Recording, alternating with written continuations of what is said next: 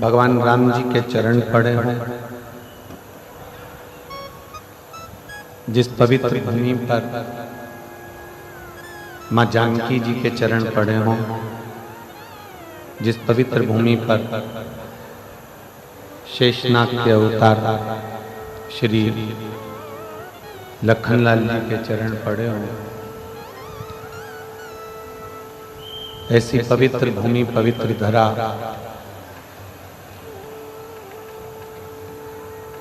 कांटाकुर्डी की इस भूमि पर धमतरी जिले में आप और हम सभी मिलकर भगवान शिव की पवित्र कथा का लाभ ले रहे हैं। कथा के मुख्य यजमान के रूप में तो समस्त क्षेत्रवासी हैं, स्वयं रुद्रेश्वर महादेव हैं,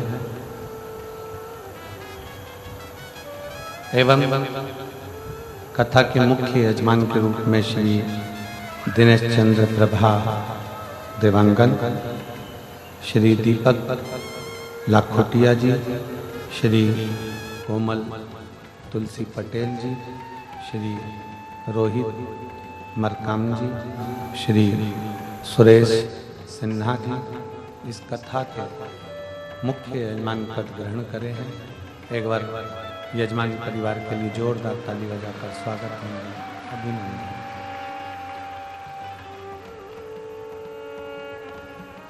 श्राद्ध पक्ष, पितृपक्ष की ये पवित्र कथा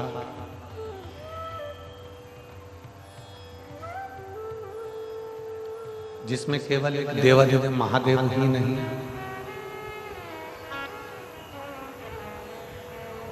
पितृदेव और महादेव इन दोनों का आशीर्वाद आप और हमको मिल रहा है।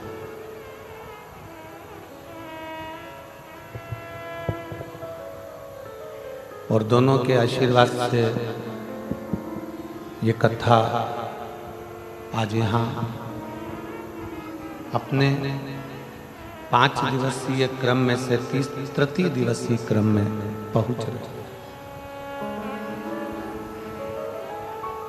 बड़ा आस विश्वास भगवान शंकर के प्रति आप लोग लेकर आए।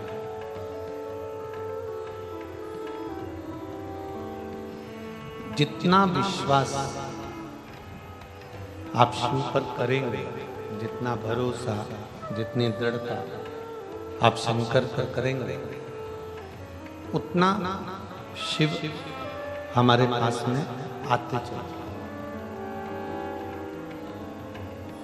कल कथा में कहा था कि दुनिया का सबसे बड़ा दान है प्रेम का दान, स्नेह का दान।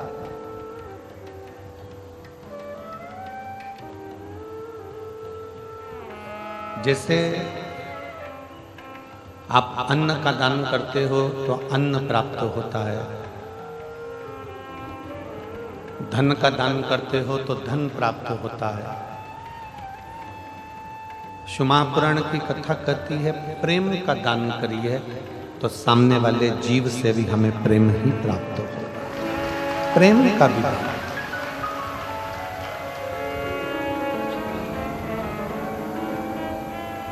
इस संसार सागर में 3 चीजें अगर आपकी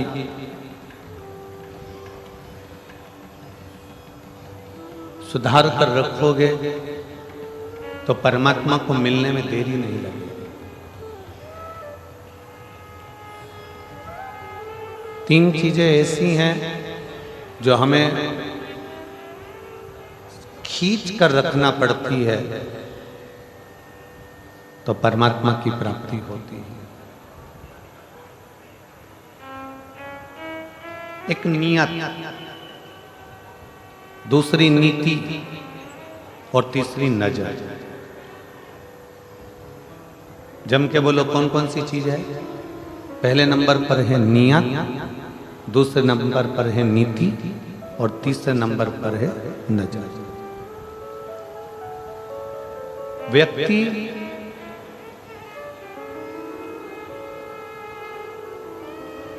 ये तीन चीजों को अगर सुधार ले, नियत, नीति और नजर को, तो समझ लो कि उसको परमात्मा प्राप्त हो गया और उसका जीवन सार्थक हो गया। नियत अच्छी है, नीति अच्छी है, नजर अच्छी है, तो किसी की हिम्मत नहीं है कि आपका कुछ बिगाड़े। किसी की सामर्थ्यता नहीं है कि आपका कुछ बिगाड़े। आप अपनी नियत को अच्छा रखिए, अपनी नीति को अच्छा रखिए और अपनी नजर को अच्छा रखिए। किसकी सामर्थ्यता हो? आप सही नियत से अगर कोई काम कर रहे हो, आप सही नियत से अगर कोई कार्य में लगे हो, तो आपकी वो मेहनत रंग लाएगी। आप सही नीति से काम करोगे तो आपकी मेहनत रंग लाएगी। आप सही नजर से काम करोगे तो आपकी मेहनत रंग लाएगी। नीति, नियत और नजर, ये तीन अगर अच्छी है तो दुनिया का कोई व्यक्ति आपका बाल बांका नहीं कर सकता। आप उन्नति की सीढ़ी पर चढ़ते चले।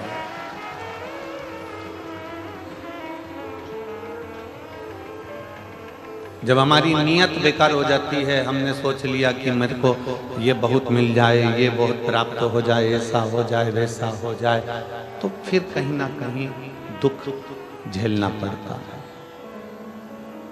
हमारी नीति गड़बड़ हो जाए, हमने विचार करा था कि मैं ऐसा करूंगा, मैं वैसा करूंगा, और तुम्हारी नीति सही नहीं बन पाई और उसमें तुम्हें कष्ट भोगना पड़ा, तो फिर तकलीफ है। नियत, नीति और नजर, ये नियत, नीति और नजर, ये तीनों, अगर आपकी नजर ठीक है, आप सही दृष्टि रखते हो, किसी को गलत दृष्टि से नहीं देखते, तो फिर जीवन सार्थक। रामायण कैसे हुई? महाभारत कैसे हुई? रामायण होने का कारण क्या था?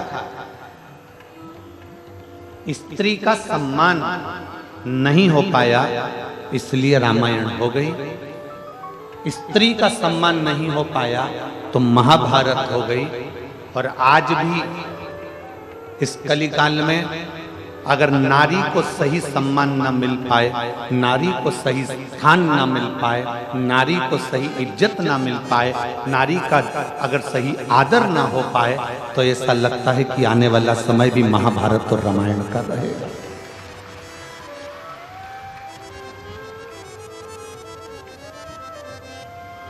रामायण होने का कारण क्या था? माता सीता को सम्मान नहीं मिला, एक स्त्री को सम्मान नहीं मिला, एक स्त्री को आदर नहीं मिला।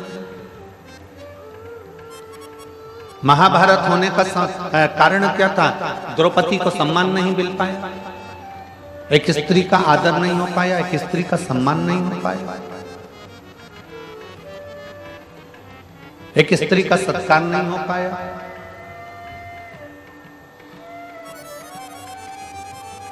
उसमें भी ये तीन चीजें बिगड़ी थी। रावण की नीयत बिगड़ गई थी,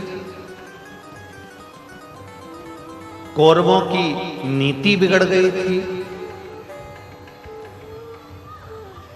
और जितने सभासद थे उनकी नजर बिगड़ गई थी।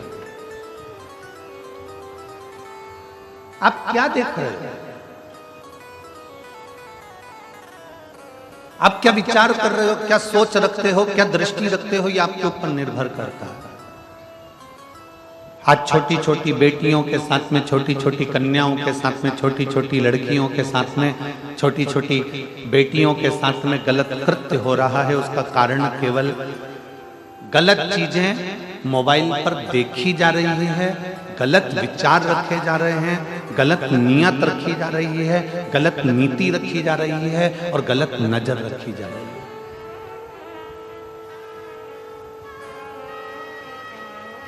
गलत नीति से, गलत नियत से और गलत नजर से ये बेटियों के साथ में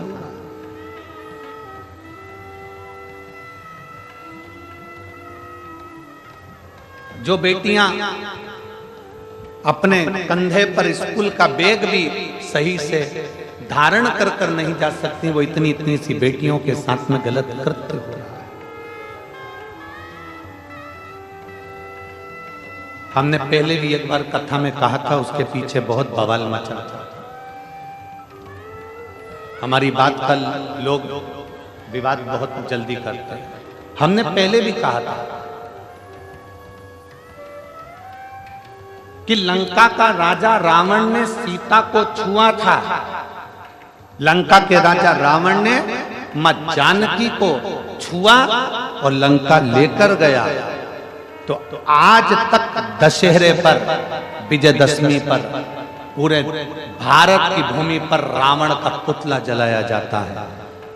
इस व्यासपीठ के माध्यम से मेरा इतना सा निवेदन है कि अब रावण को छोड़ो और जिस मोहल्ले में, जिस नगर में, जिस गांव में, जिस शहर में, जिस क्षेत्र में छोटी बेटियों के साथ गलत कृत्य हो रहा है, उनको लाकर चौराहे पर जला दिया है।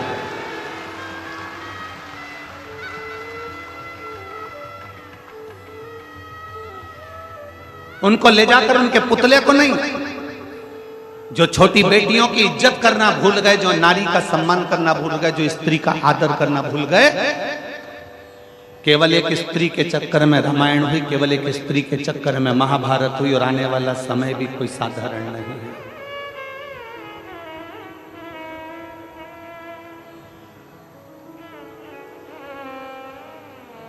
अपनी बेटी की रक्षा, अपने घर की स्त्री की रक्षा अपने को स्वयं करना, स्वयं, कोई दूसरा नहीं करेगा।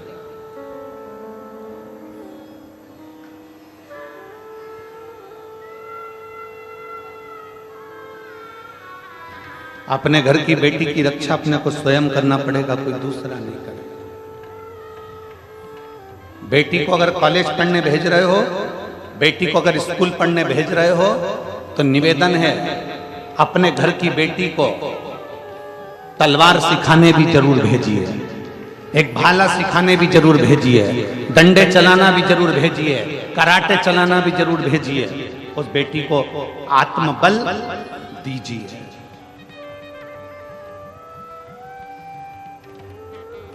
नियत, नीति और नजर, ये बर्बादी की ओर ले जा रही है। कितना सुंदर परिवार है भगवान शंकर का। शिवजी की बेटी अशोक सुंदरी,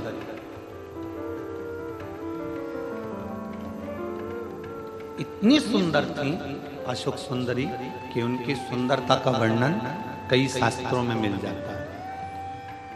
अशोक सुंदरी बहुत सुंदर, बहुत सुंदर।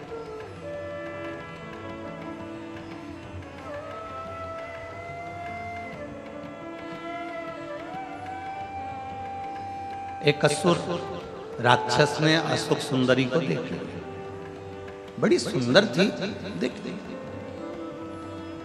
और अशोक सुंदरी से कहा कि मैं तुमसे विवाह करना चाहता हूं। असुर कह रहा है, राक्षस कह रहा है, मैं तुमसे विवाह करना चाहता हूं। अशोक सुंदरी ने हाथ जोड़कर उस असुर से कहा कि देखो, मैं अपने माता पिता के बिना किसी अन्य वर को, अन्य पुरुष को, अन्य व्यक्ति को मैं देख नहीं सकता।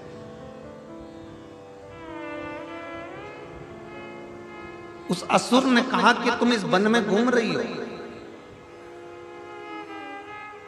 तुम अपना कार्य कर रही हो, वन में घूम रही हो, तुम इस कार्य में लगी हो, तुम उस कार्य में लगी हो। अशोक सुंदरी ने जो शब्द कहा, भारत की भूमि की एक एक बेटी से मुझे वो शब्द चाहिए।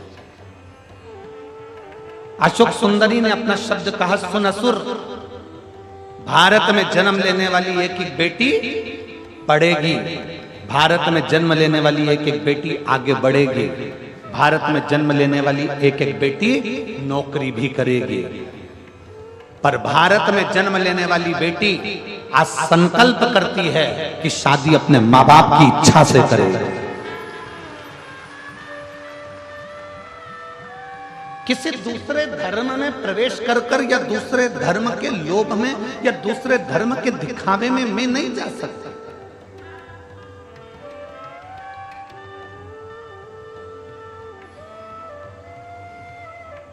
मैं दूसरे धर्म के दिखावे में नहीं जाऊंगी, मैं दूसरे धर्म के लोभ में नहीं जाऊंगी, मैं दूसरे धर्म के चक्कर में इधर उधर भ्रमण करने के लिए नहीं जाऊंगी, मैं दूसरे धर्म में प्रवेश नहीं करूंगी।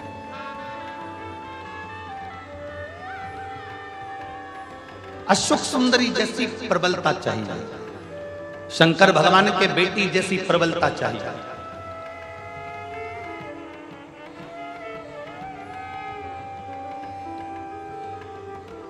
भगवान शिव जैसा बल चाहिए, मां पार्वती जैसा बल चाहिए। और जब बल अपने भीतर बढ़ता है ना तो दुनिया के लोग कांपते हैं।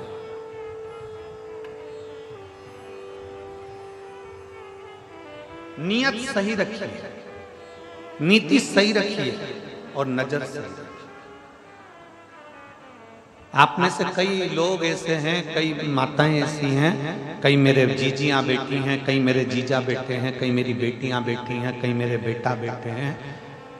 मैं अपनी बेटियों को, अपने बेटाओं को, मेरी जीजियों को, मेरे जीजाओं को, मेरी माताओं को धन्यवाद देता हूं कि आप लाखों की संख्या में आए हो, पंडालों में जगह नहीं है, धूप में बैठे हुए हो, छाता लगा लगा कर बैठे हो, पेड़ के नीचे बैठे हो, जहां तुमको जगह मिल जाए तुम वहां बैठे हो।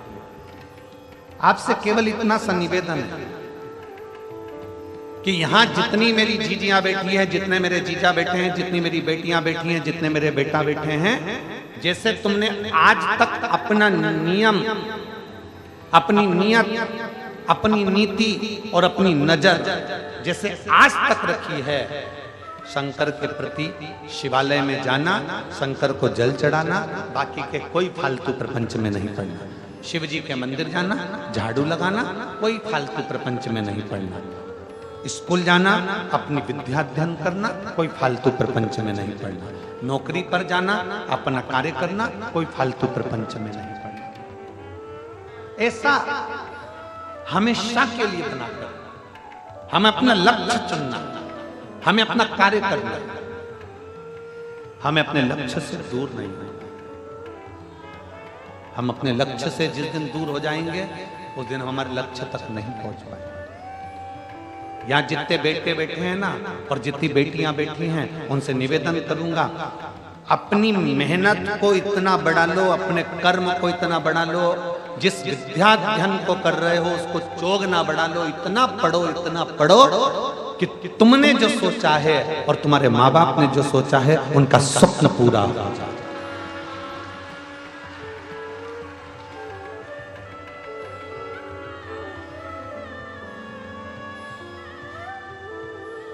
कैसे होगा?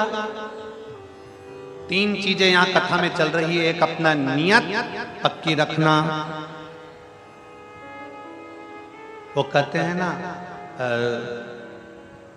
3 चीजें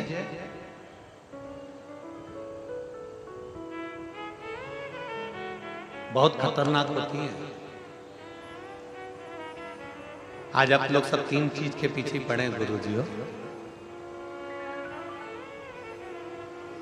3 चीजें बड़ी खतरनाक होती है। पहले नंबर पर शनि, दूसरे नंबर पर मनी और तीसरे नंबर पर दुश्मनी। कुंडली में शनि गड़बड़ कर जाता है, मन में मनी गड़बड़ कर जाती है और जीवन में दुश्मनी गड़बड़ कर जाती है।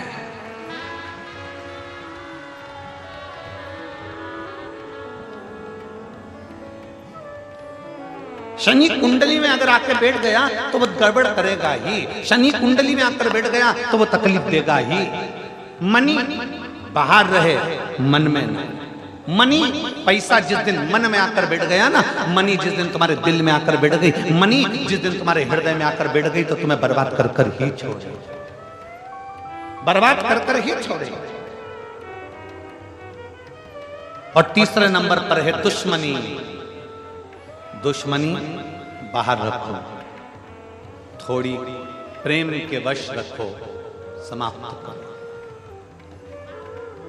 शनि मनी और जम जम के बोलो जरा, थोड़ा सा शनि कुंडली में आएगा तो तकलीफ देगा। मनी अगर मन में आकर बैठ गई, लक्ष्मी तुम्हारे मन में आकर बैठ गई, इसलिए कहते हैं लक्ष्मी को धन को तिजोरी में रखो, लक्ष्मी को धन को लाकर में रखो, लक्ष्मी को धन को आपके घर की अलमारी में रखो। लक्ष्मी और धन को, मनी को दिल में मत आने दो। पैसा जिस दिन तुम्हारे मन में आकर बैठ जाता है, उस दिन व्यक्ति को पागल कर देता है। पैसा जिस दिन तुम्हारे मन में आकर बैठ जाता है, उस दिन से तुम्हें नींद आना बंद हो जाती है। पैसा जिस दिन तुम्हारे मन में आकर बैठ जाता है, उस दिन से तुम्हारी जिंदगी नरक सी हो जाती है, क्योंकि तुमको सोच ही नहीं पाते। केवल लक्ष्मी मनी मनी मनी धन धन धन को सोच रहा। शनि मनी और जम के बोलो जरा, दुश्मन। बचने का प्रयास करिएगा। दुश्मनी जीवन में ना हो, सम्मुखता में ना हो। तुम्हारी देवरानी से, तुम्हारी जेठानी से, तुम्हारे रिश्तेदार से, तुम्हारे नातेदार से, तुम्हारे कुटुंबियों से, तुम्हारे परिवार से, तुम्हारे नगर में, तुम्हारे क्षेत्र में, सब जगह पर तुम्हारा प्रेम जागृत होना चाहिए। प्रेम जागृत होना चाहिए। जब हम इस गांव में कथा करने के लिए आ रहे थे, तो आते आते हमको वहाँ सीहोर में सूचना मिली कि कथा जो लिए हैं, तो कहा कि गांव के लोग, नगर के लोग सहयोग नहीं करें। तो हमने समीर जी से कहा कि दुनिया में ऐसा कोई गांव नहीं और दुनिया में ऐसा कोई नगर नहीं कि वो धर्म के कार्य में कभी सहयोग ना करता। धर्म के कार्य में सहयोग ना करता हो, दुनिया में ऐसा कोई गांव नहीं है और ऐसा कोई नगर नहीं है। बस हमारा इतना सा कहना है कि उस व्यक्ति से कहो कि अपने दिल में मनी को ना घुसे। मनी अगर दिल में है तो तेरी जिंदगी बर्बाद कर देगी। अगर मनी तुझे भगवान ने दी है तो उसको सत्कर्म में, सत्कर्म की पूंजी को लगाने का प्रयास करे तो जिंदगी को आनंदमय कर दे। और आज हो क्या रहा है? कांटाकुटीही का, धमतरी जिले का एक एक बच्चा, एक एक व्यक्ति इस छोटे से गांव की कथा को सफल बनाने का अथक प्रयास कर रहा है। अथक प्रयास कर रहा है। एक एक बच्चा लगा है, गांव का एक एक छोटे से छोटा बच्चा, एक एक बहन, एक एक जीजी इस कथा को सफल बनाने का प्रयास कर रही है कि हमारे गांव की कथा है, हमारे नगर की कथा है। एक एक क्षेत्र का व्यक्ति, पूरी धमतरी जिले का व्यक्ति इस कथा को सफल बनाने में लगा हुआ है। जो इस कथा से नहीं भी जुड़े थे, वो भी अब खड़े होकर इस कथा को सफल बनाने का प्रयास कर रहे हैं कि कैसे भी यह कथा किसी भी रूप में सफल हो जाए। सफल मनी, पैसा मन में मत आने दो। अगर ये मनी, ये पैसा तुम्हारे मन में आ गया तो ये तुम्हारी जिंदगी को बर्बाद कर देगा। बराबर।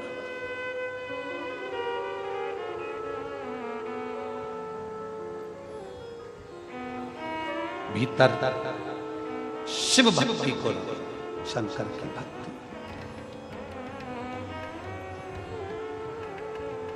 और जिसके हृदय में, देखो ये शरीर है, इस शरीर का कोई ठिकाना नहीं रहता। आज चल रहा है, कल चले ना चले।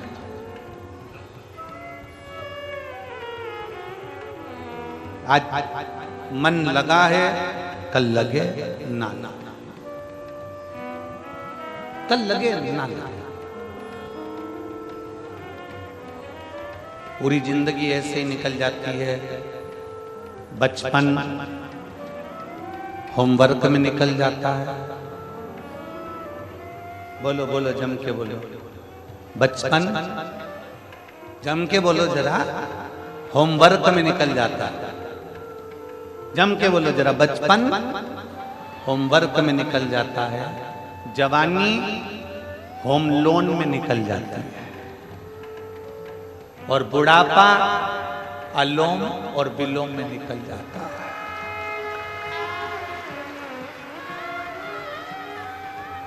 हो गया जिंदगी पूरी समाप्त, हो गई जिंदगी, पूरा बचपन निकल गया। होमवर्क कर, होमवर्क कर, होमवर्क कर, माँ कूटे, बाप कूटे, सब कूटे, होमवर्क कर, होमवर्क कर, होमवर्क कर। बचपन निकल गया, जवानी आ गई, मकान बनाना है, क्या करना है, होम लोन ले लो, होम लोन ले लिया, कर्जा चुका, कर्जा चुका, कर्जा कर्जा कर्जा, आखिरी में मर जा, चुका चुका के मर गए। जिस फ्लैट को लोन से खरीदा था उसी में लेट गया, उसी में लेट गया। बचपन में होमवर्क, जवानी में बोलो बोलो जम के होम लोन, और बुढ़ापे में अलोम और विलोम, और फिर जिंदगी समा। छोटा सा जीवन तो चुटकी में चला गया। और फिर आखिरी में हुआ क्या, परमात्मा के पास गए तो उससे बोला, क्यों रे नीचे गया था क्या करा, तो क्या करा ना, नीचे मैंने होमवर्क करा, होम लोन करा, फिर अलोम और विलोम करा, फिर क्या करा।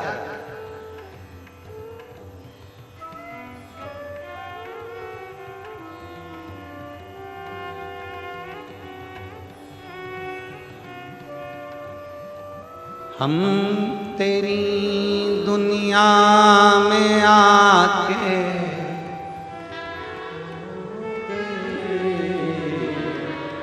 हम तेरी दुनिया में आके खो गए, कर ना पाए शिव भजन और सो गए,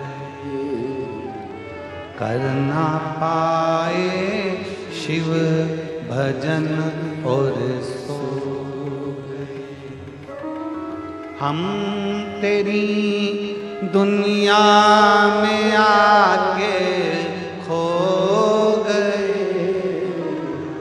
हम तेरी दुनिया में आके खो गए, कर ना पाए हरि भजन और सो गए, कर ना पाए शिव भजन और सो गए। हमारा पूरा जीवन हमने ऐसे ही खो दिया, पूरा जीवन।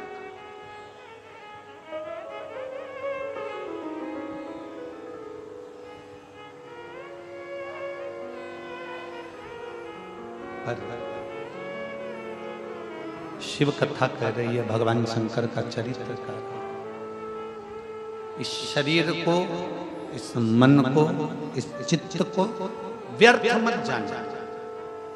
जो आज मिला समय वो वापिस नहीं मिलेगा। हीरे का हार डबल से खरीद सकते हो, सोने का हार डबल से खरीद सकते हो, गाड़ी बार बार खरीद सकते हो, मकान बार बार बना सकते हो, जमीन दोबारा मंगा सकते हो, कपड़े दोबारा मिल सकते हैं, शरीर मिल सकता है दोबारा, पर जो समय तुम्हारा चले गया वो समय दोबारा नहीं मिल पाएगा। उस समय को साधने का प्रयास, वो समय नहीं मिलेगा। उस समय की पूंजी को पहचान,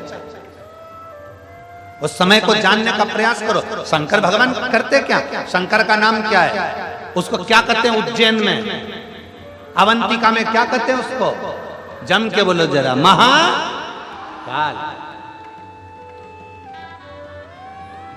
जो भूत भविष्य और वर्तमान तीनों को देख रहा, तीन काल उसके अधीन है, वो काल अधिपति महाकाल। भूत भी देखे, भविष्य भी देखे और वर्तमान भी देखे।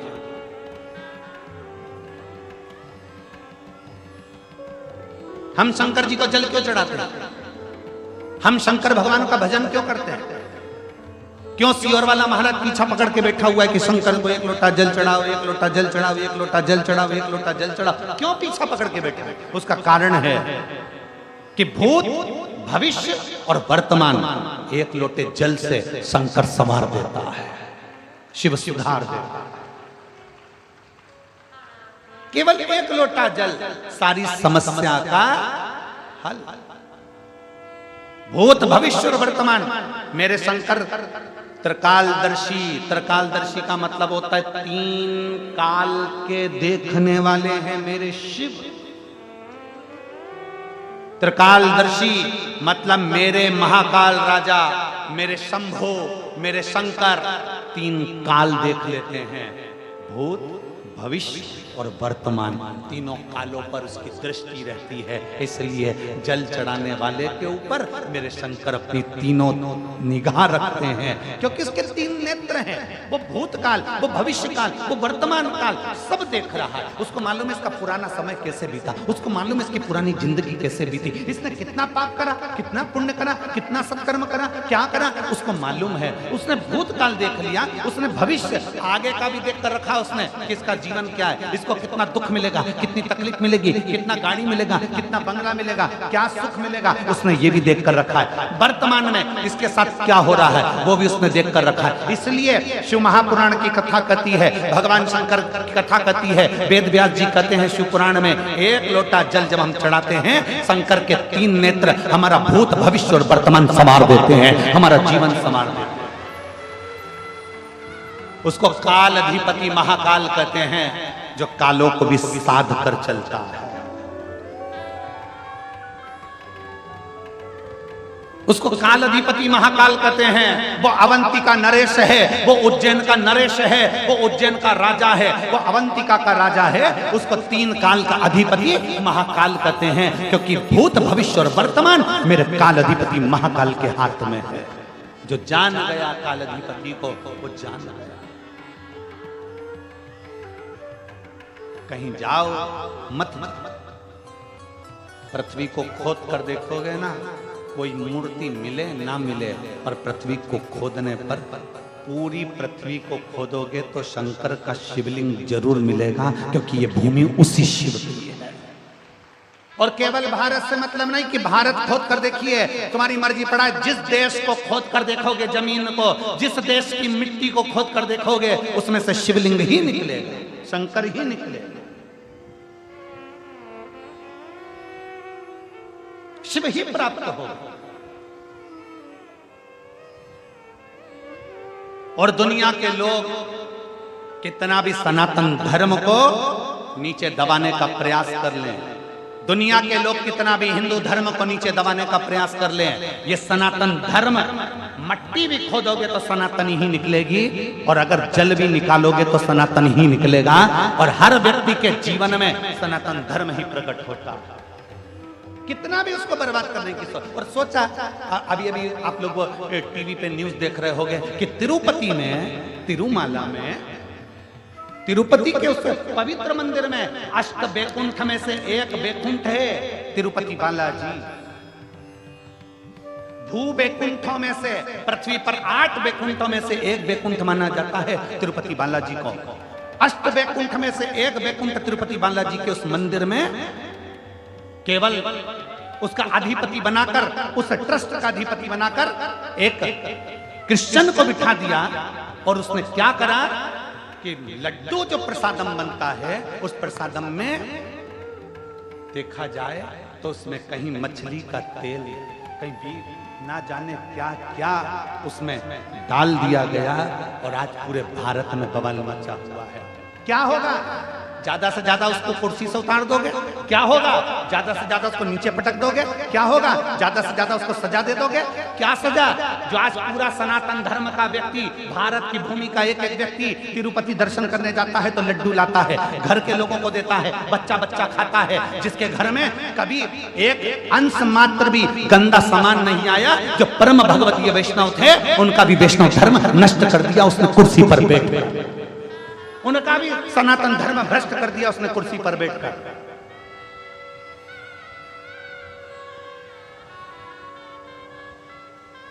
इसीलिए सनातन धर्म बार बार कहता है कि मंदिर बड़े बनाना तो उसके साथ में गौशाला 4 चौगनी बड़ी बनाना। क्यों? क्योंकि अगर मंदिर की गौशाला होती, मंदिर की गौशालाएं होंगी, बड़ी बड़ी गौशालाएं होंगी, तो मंदिर में जो गाय माता का दूध आएगा, उस गाय के दूध से घी बनेगा। घी बनेगा तो कितना भी लड्डू बना लो, उसमें गाय का घी डलता रहेगा।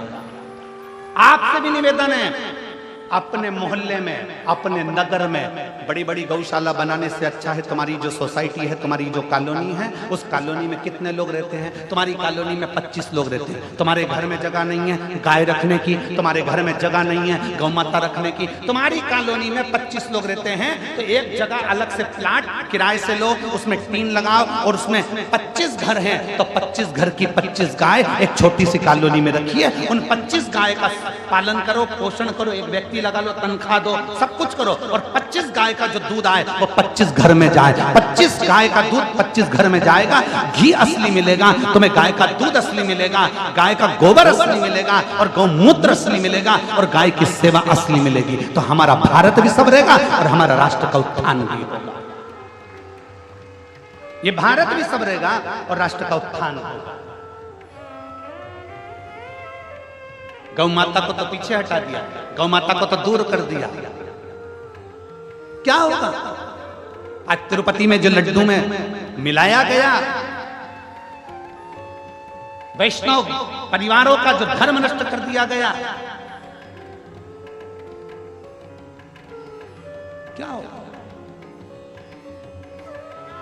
बड़े बड़े मठ मंदिरों से इन अधर्मियों को नीचे उतार दो और किसी सनातन धर्म का विद्वान को पीठ पर बिठाओ, तब राष्ट्र का उत्थान होगा, तब राष्ट्र का उत्थान होगा।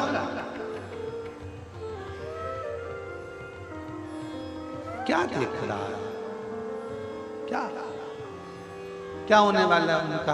उतार दोगे कुर्सी से नीचे, पटक दोगे नीचे, सजा भी दे दोगे थोड़ी बहुत। क्या दोगे? क्या सजा दोगे? इतने सारे भारतीयों का दिल दुखाया, उसकी क्या सजा हो सकती है? इतने सारे सनातनियों का दिल दुखाया, उसकी क्या सजा हो सकती है? केवल कुर्सी से उतार दोगे? केवल नीचे उतार दोगे? केवल थोड़ी बहुत सजा दे दोगे? क्या सजा हो सकती है? उसकी केवल एक मूल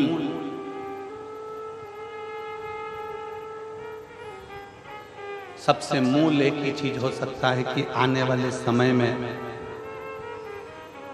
सनातन धर्म को रक्षा करने के लिए सनातन धर्म का रक्षा का एक बोर्ड बनाया जाए, जिससे सनातन धर्म की रक्षा हो जाए और पूरा मठ मंदिर सब सनातन धर्म की रक्षा के अंतर्गत, उसको संवारो, उसको सुधारो।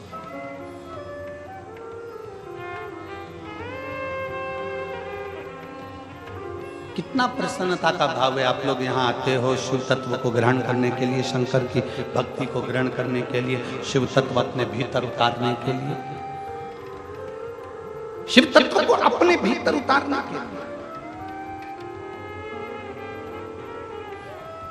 अपनी कुर्सी का सदुपयोग करो, अपने पद का सदुपयोग करो, अपनी वाणी का सदुपयोग करो। इंदौर में परम पूज्य 1008 श्री विष्णु प्रपन्नाचार्य जी महाराज छत्री बाग वाले, उनके द्वारा बुधवार के दिन शाम को 4 बजे शायद इसी तिरुपति मंदिर का जो लड्डू प्रसादम है उसके साथ जो छेड़छाड़ करी गई है, उसके साथ में एक उन्होंने सभा रखी है। मेरा इंदौर वासियों से निवेदन है उनका सहयोग अवश्य। मैं जगत गुरु शंकराचार्य श्री अभिमुक्तेश्वरानंद जी महाराज के चरणों को नमन कर प्रणाम कर कहता हूं कि उन्होंने अपनी वाणी से, जैसे ही उनको सूचना मिली और उन्होंने अपनी वाणी से कह दिया कि एक एक मठ मंदिर के प्रसाद को हम स्वयं चेक करवाएंगे और एक एक मठ और मंदिर को सनातन धर्म के अनुकूल बनाने का प्रयास करते हैं। मैं परम पूज्य जगत गुरु शंकराचार्य अभिमुक्तेश्वर आनंद जी के पवित्र चरणों को नमन करता हूं, जिन्होंने अपनी वाणी से इस शब्द को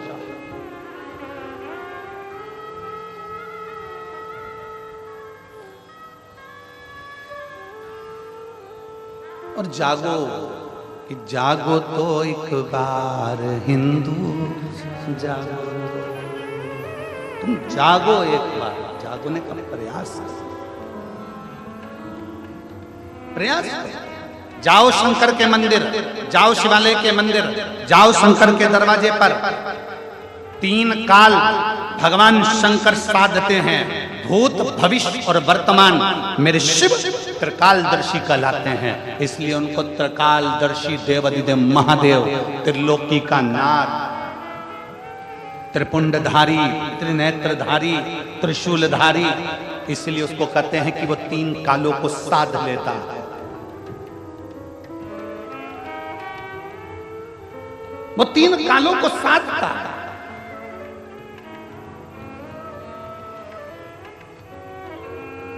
उसको साध जाओ, रोज प्रतिदिन शंकर के मंदिर में जाइए, शिवालय में जाइए, 1 लोटा जल चढ़ाइए। 1 लोटा जल चढ़ाने से तुम्हारा भूत भविष्य और वर्तमान तीनों सुधरेगा। अभी कैसी स्थिति चल रही है? क्या एक पत्र है, देखिए।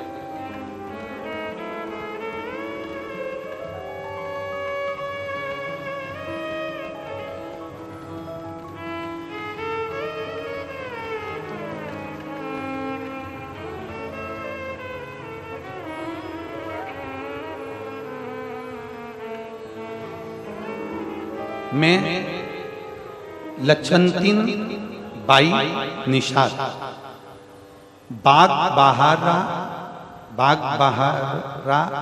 जिला महासमुंद छत्तीसगढ़ के निवासी हूं। पत्र को एलईडी पर पढ़ सकते हो, आस्था चैनल पर पढ़ सकते हो।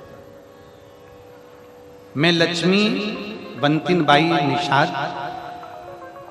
बाग बहारा जिला महासमुंद छत्तीसगढ़ की निवासी हूं। कहीं बैठी हो तो हाथ हिला सकती, अगर कहीं बैठी हो तो हाथ हिला सकती, और बैठी हो तो एक बेलपत्री लेने के लिए यहां आ सकती है।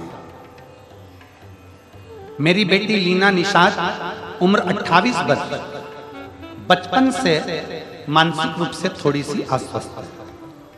उसे बीते 10 साल से मिर्गी का दौरा आना प्रारंभ हुआ।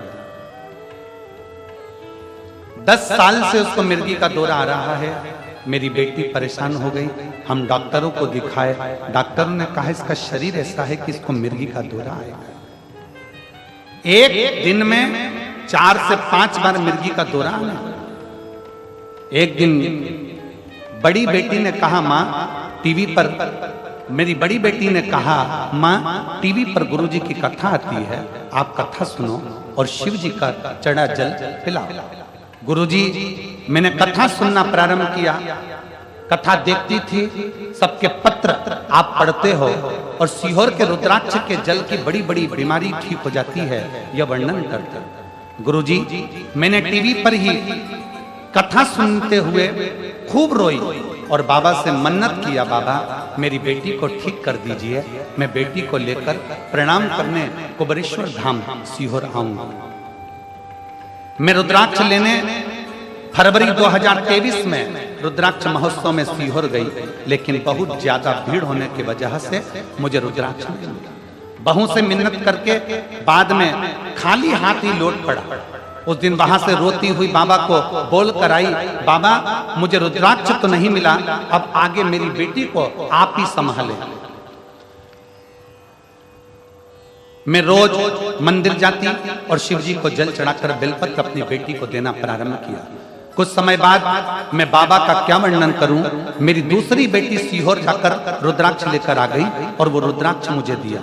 रुद्राक्ष को मैं रात को पानी में भिगो देती और सुबह शिव जी को चढ़ाकर वो जल मैंने अपनी बेटी को पिलाना प्रारंभ करा। जो 10 साल से मिर्गी का दौरा उसको आ रहा था, आज बाबा की कृपा से पूरा 1 साल हो गया, उसको मिर्गी का एक भी झटका नहीं आया। जो दिन में 1 दिन में 3 से 4 बार मिर्गी का झटका आता था। 1 साल से मेरी बेटी को एक भी मिर्गी का झटका नहीं आया। मैं बाबा को यहाँ प्रणाम करने के लिए आई हूँ। एक लाइन अच्छी लिखी है, आप और हम सब मिलकर गुनगुनाते हैं उस लाइन को। देख रहे हो आप लोग टीवी पर, एलईडी पर क्या लाइन है? पहले तुम चालू करो। टीवी पर देखने वाले जितने एलईडी पर देख रहे हैं, आवाज यहां तक आना चाहिए। क्या बोल रहे हो? शुरू करो। लुटा दिया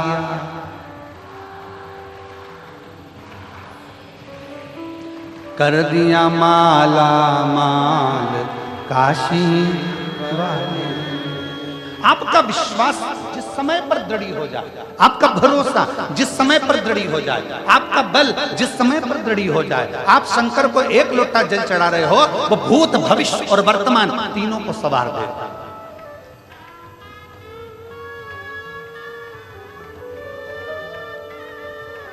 शिव को चढ़ाओ जल, वो बदल देगा तुम्हारा कल, बदलेगा सारी समस्या का हल। जरा जम के बोलो पीछे वालों, सारी समस्या का हल बोल बम का नारा है। एक उस पर आश्रित होकर चल, क्या देगा शिव? एक पत्र और दे।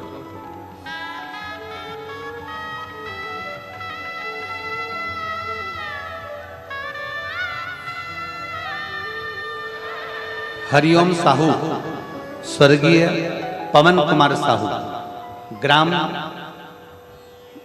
बोडरा,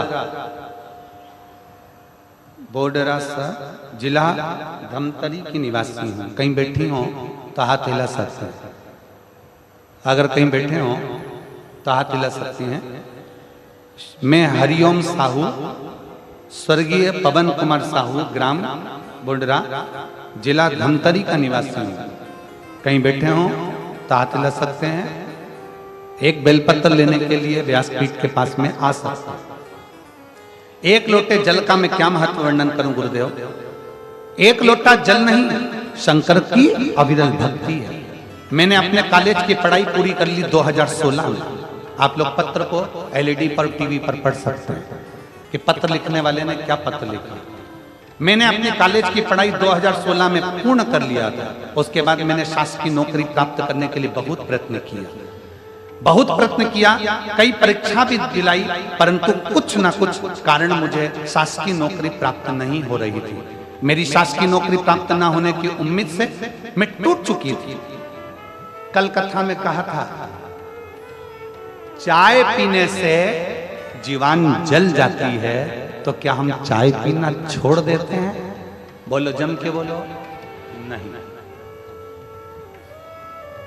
चाय पीने से जीवान जल जाती है तो क्या हम चाय पीना छोड़ देते हैं? नहीं।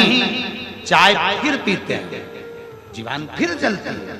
चाय फिर पीते हैं, जीवान फिर जलती है, पर चाय पीना नहीं छोड़ते। 1-2 बार अगर हार भी जाओ, 1-2 बार फेल भी हो गए, तो चिंता मत करना, फिर मेहनत करना। जैसे चाय पीना नहीं छोड़ा, आखिरी में मंजिल तक जाना मत छोड़ना, पहुंचे ही जाओ। उम्मीदें टूट चुकी थी। फिर मेरी बड़ी दीदी, जो कि पहले से आपके द्वारा कही गई कथाओं को श्रवण करती है, 1 लोटा जल का महत्व बताया। मेरी बड़ी दीदी ने मुझे 1 लोटा जल का महत्व बताया। फिर भी उनकी बातों पर अनुसरण करते हुए वर्ष 2022 से मैंने भी भगवान शंकर के मंदिर में 1 लोटा जल चढ़ाना प्रारंभ किया।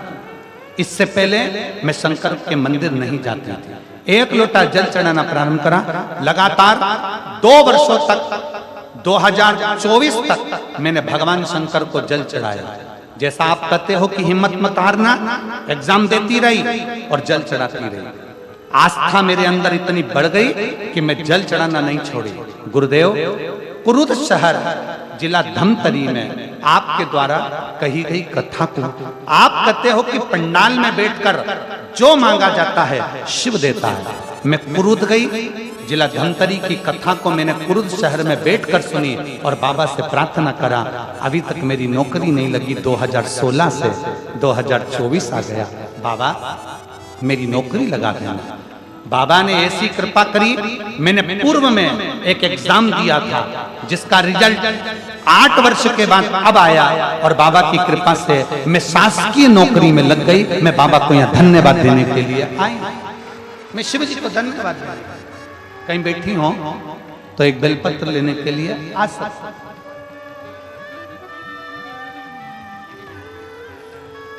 26 जुलाई 2024 को मैंने पदभार ग्रहण कर लिया है। मैं बाबा को यहाँ धन्यवाद देने के लिए आई हूँ। हरिओम साहू, बोडरा जिला धमतरी। शिव तत्व इसी को कहा। लोग कहते हैं शिव महापुराण की कथा क्यों सुनने जाए, इतना भीड़ होता है, ट्रैफिक जाम हो जाता है, गाड़ियां निकलने में आधा घंटा लग जाता है।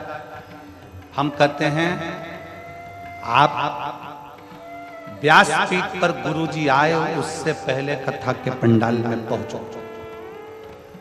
गुरुजी जाए उसके बाद कथा का पंडाल छोड़कर जाओ। आरती हो, जमीन को भूमि को नमन करो, रज को प्रणाम करो। शिव महापुराण की कथा हमने पहले कथा में कहा था, स्टेशन देखकर ट्रेन रुक जाती है, बस स्टैंड देखकर बस रुक जाती है, हेलीपैड देखकर हेलीकॉप्टर उतर जाता है। शिव महापुराण की कथा होती देखकर मेरा महाकाल उतर जाता है।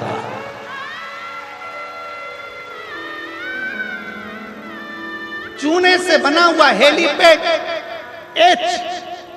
चूने से बना हेलीपैड देखकर हेलीकॉप्टर नीचे उतर जाता है। जहां शंकर की कथा होती है उस भूमि पर मेरा काल अधिपति महाकाल राजा मेरा शिव 5 दिन के लिए भूमि पर उतर जाता है। ये कथा परसों के दिन विराम हो जाएगा। कल तो कथा का वही समय रहेगा, 1 बजे से 4 बजे तक। परसों के दिन कथा का समय सुबह 8 बजे से 11 बजे तक रहेगा। 11 बजे कथा विराम हो जाएगी, यहां से जाएंगे। 26 तारीख को कथा नंदगांव, नासिक जिला, महाराष्ट्र में प्रारंभ हो जाएगा। 26 सितंबर से 2 अक्टूबर तक चलेगी। उसके बाद कथा हापुड़ उत्तर प्रदेश में प्रारंभ हो जाएगी। हापुड़ उत्तर प्रदेश की कथा विराम होगी। उसके बाद कथा शायद 14 तारीख के लगभग में फिरोजाबाद उत्तर प्रदेश में प्रारंभ हो जाएगी। कथाओं का क्रम चालू है, ये मान कर जाइए। कथा के पंडाल में जब बैठो, कथा के पंडाल में जब जाओ, भले थोड़ा परिश्रम लगेगा, धूप लगेगी, परेशानी हो सकती है, पैदल चलना जा सकता है, गाड़ी से जा सकते हो, गाड़ी भी ट्रैफिक में रहेगी, पर ये विश्वास मानकर जाना कि मैं पंडाल में बैठकर कथा सुनूंगी, मेरा महाकाल मेरे घर में आकर विराजमान होगा और मेरा दुख जरूर काटेगा।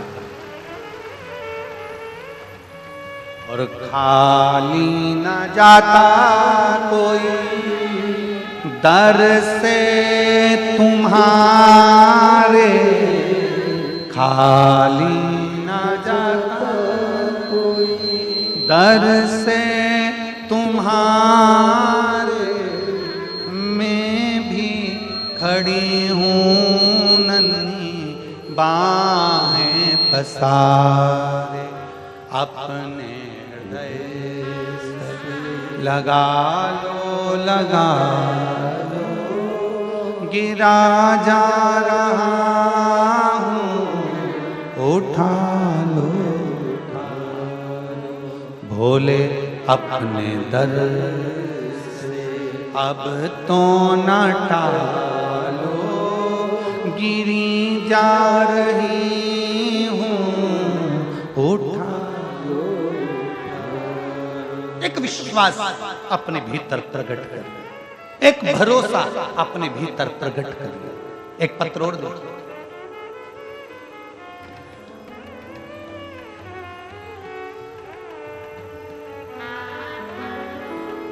मेरा नाम संगीता नागेश, पति लोकेश नागेश, गांव खुड़ियाड़ी, तहसील छुरा, जिला गरियाबाद, कि बैठी हूँ, कहीं बैठी हो तो हाथ हिला सकती हैं, कहीं बैठी हो तो हाथ हिला सकती हैं। अगर बैठी हो तो एक बेलपत्र लेने के लिए आ सकती हैं। मेरा नाम संगीता नागेश, पति लोकेश नागेश, गांव खोड़ियाडीह, तहसील छुरा, जिला गरियाबाद की निवासी हूँ। पत्र को आप लोग एलईडी पर और टीवी पर पढ़ सकते हैं। एक लोटे जल का मैं क्या गुणगान करूं गुरुजी। मैं 2022 से सरकारी नौकरी की तैयारी कर रही थी, पर मुझे अपने आप पर विश्वास नहीं था कि मैं सरकारी नौकरी लगा पाऊं। मई 2023 में मेरी एक सहेली ने बताया कि प्रदीप मिश्रा सीहोर वाले का टीवी पर मोबाइल पर उनका कथा आता है, तुम कथा सुनना और एक लोटा जल शिवलिंग पर चढ़ाना। मैंने उसी दिन से मोबाइल पर कथा सुनना प्रारंभ किया और एक लोटा जल शिवलिंग पर चढ़ाना प्रारंभ किया। कथा सुनने के एक लोटा जल चढ़ाने के पश्चात में मन में एक अटूट विश्वास जागृत हो गया। आप कहते हो भरोसा शिव पर रखो, मैंने भरोसा पूरा कर लिया। मेहनत चोगनी करो, मैंने मेहनत चोगनी कर ली। मात्र 15 दिन बाद जून में मेरा पेपर होने वाला था। मैंने कथा के अनुसार बेलपत्र पर शहद लगाकर शिवलिंग पर चढ़ाया। हमने समाज में, हमारे समाज में आज तक किसी बेटी ने और न किसी बहू ने कंपटीशन पेपर नहीं दिया था सरकारी नौकरी के लिए। न हमारी समाज की किसी बेटी ने और न किसी बहू ने अप्लाई किया था। हमारी एक समाज, हम साधारण लोग गुरुजी, पहली बार मैंने कंपटीशन एग्जाम दिया, लोग हंस रहे थे। इतने साल में नहीं हुआ तो भी क्या होगा। सितंबर 2023 में मेरा वर्ग, बाबा की ऐसी कृपा हुई कि मैंने जो एग्जाम दिया और 2023 में बाबा की कृपा से मेरा वर्ग 3 में शिक्षक के पद पर मेरा सिलेक्शन हो गया। मैं बाबा को यहाँ धन्यवाद देने के लिए आई हूँ। आज बाबा को प्रणाम करने के लिए यहाँ पहुंची हूँ। गुरुदेव, आपने हम जैसी बेटियों को शंकर से जोड़कर भगवान शिव के उस चरणों में ले जाकर छोड़ दिया और आज मेरी पूरी समाज गौरव महसूस करती है कि हमारी समाज की बेटी भी नौकरी कर रही है। मैं प्रणाम करता, शिव तत्व है इसको। अगर बेटी हो संगीता नागेश, पति लोकेश नागेश, गांव खोड़ियाडीह, तहसील छुरा, जिला गरियाबाद की निवासी, अगर कहीं बैठी हो तो बेलपत्र लेने के लिए आ सकती हैं।